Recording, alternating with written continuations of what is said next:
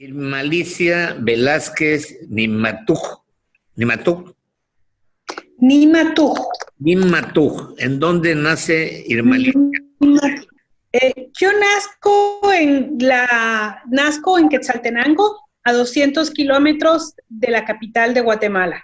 Un lugar, diríamos, muy importante, desde antes de la época de la colonización española, porque era un punto de encuentro de diferentes pueblos indígenas en donde intercambiaban sus productos, ¿no?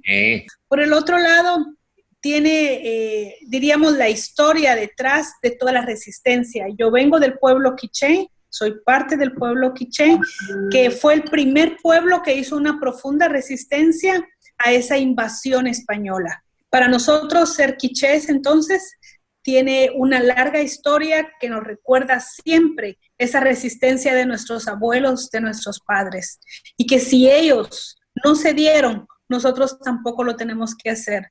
Parte de nuestro compromiso, entonces, es a donde quiera que vayamos, es seguir luchando. Pero ¿cómo fue tu infancia ahí en Quetzaltenango? ¿En dónde estudias y qué estudias? Bueno, mira, yo vengo de una familia de comerciantes y el interés de mis padres, porque mis abuelos eran totalmente monolingües, el interés de mis padres era de que pudiéramos aprender bien el español, precisamente por la enorme discriminación y el enorme racismo.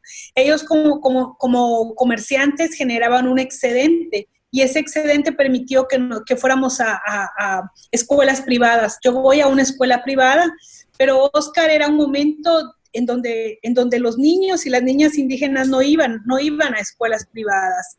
Así que a mí me tocó enfrentar un racismo feroz. Había momentos en que yo me preguntaba por qué mis padres me habían llevado a ese lugar a estudiar, ¿verdad? Porque era tanto el abuso, era tanto el vejamen que sufríamos diariamente, que no era un centro de formación, era como un centro de dolor, de tortura.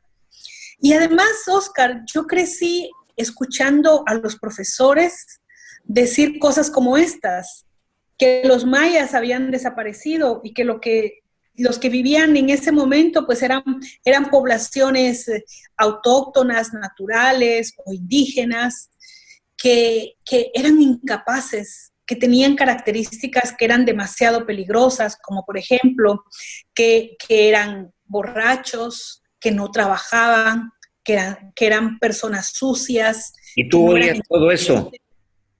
¿Tú oías en la escuela eso? Claro, eran las clases de sociales, eran las clases de historia, eran las clases de español, o sea, era permanentemente eso. Cuando yo salía y llegaba a mi casa, era otro mundo. Mi familia se levantaba desde las 5 de la mañana, la casa era en orden, era un comercio muy exitoso, tenían personas que trabajaban con ellos, para mí era una familia muy inteligente. Y luego fuera de eso, tenía una familia extensa que era exitosa en todo lo que hacía. Y lo que te decían en la escuela no concordaba con lo que tú vivías. Recibes una beca que nadie había recibido, ¿y en dónde fue esa beca?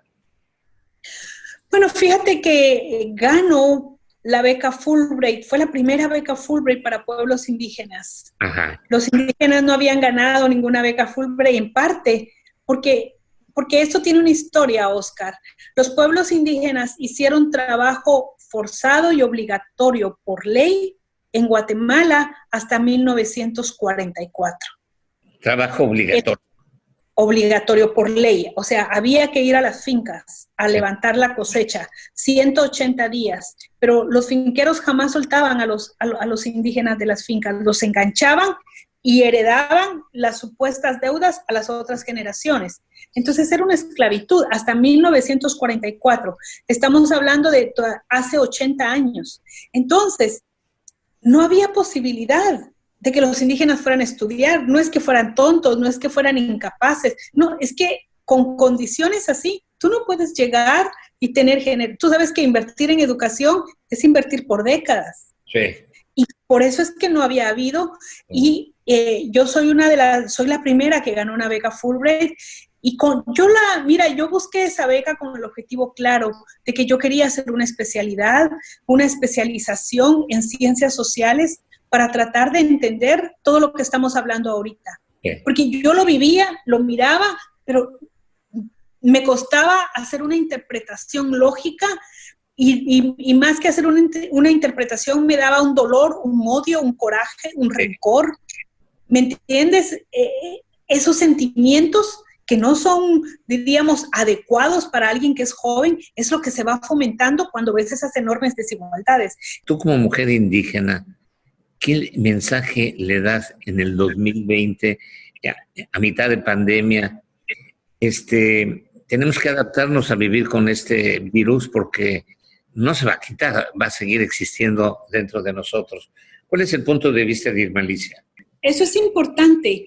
No hay pandemia, no hay desastre que impida que las mujeres indígenas no podamos realizar o materializar nuestros sueños. Hemos vivido siempre con desventaja. La desventaja ha estado permanente en nuestra vida. La pobreza ha sido parte de nuestro entorno. La discriminación ha estado en cada minuto con nosotros. Hemos tenido que vivir y bregar con esto. El machismo, el patriarcado, los abusos. O sea, ha estado todo esto en nuestra vida y a pesar de eso hemos seguido caminando. Yo creo que las mujeres también tienen que prepararse fuertemente para seguir caminando, pero también hay algo que es importante y es la reconstitución de nuestras comunidades. No podemos olvidar de dónde venimos y tenemos que volver siempre a nuestra comunidad. Cuando perdemos el lazo con la comunidad, ahí sí nos perdemos, porque en este momento estamos aprendiendo que los que están sobreviviendo son aquellos que tienen comunidad o que han construido comunidad. Quienes no tienen comunidad están muriendo más fácilmente porque no está ese sostén. Entonces creo que las mujeres tenemos que ver eso.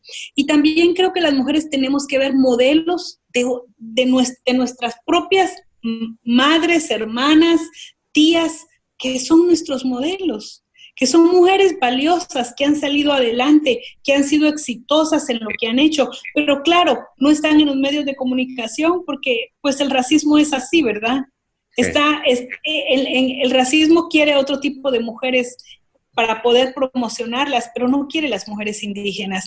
Pero nosotros tenemos muchos modelos. Yo quiero decirle a todas estas hermanas jóvenes, no tan jóvenes, que veamos esos modelos que hay en nuestras comunidades. Veamos esas mujeres que desafiaron con mucha sabiduría, a veces con mucho silencio, esas opresiones que las estaban matando.